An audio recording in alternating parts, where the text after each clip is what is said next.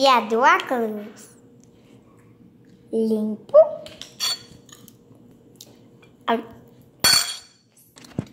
Já do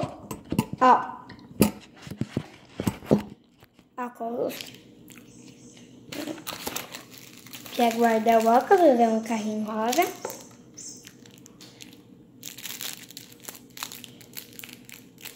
Agora vamos limpar.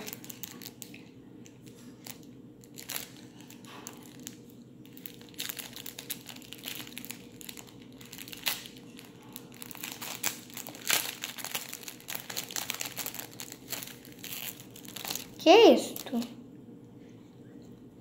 Bilhete de japonês? Aqui, vamos limpar, fazer...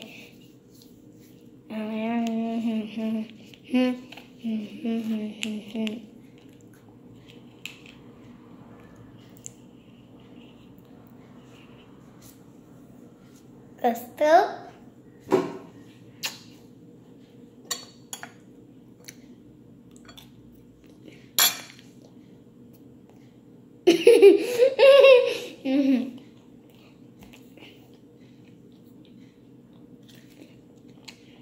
Pessoal, agora eu entendi. Ele está pescando um peixe.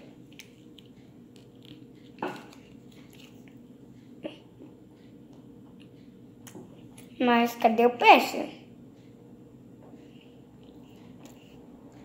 Gente, que coisa legal!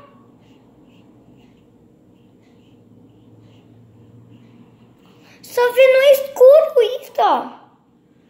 Agora eu tô vendo.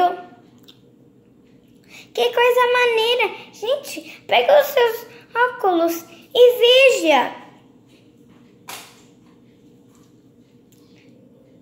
Estão vendo? Agora estou vendo. Não, tem que ficar com óculos. É mesmo, por isso que veio com óculos. Tem que ficar com óculos pra ver. Se não fica, fica sem. Mas agora eu tô vendo. Que doideira, ó. Coloca seus óculos. Deixa eu colocar, deixa eu emprestar.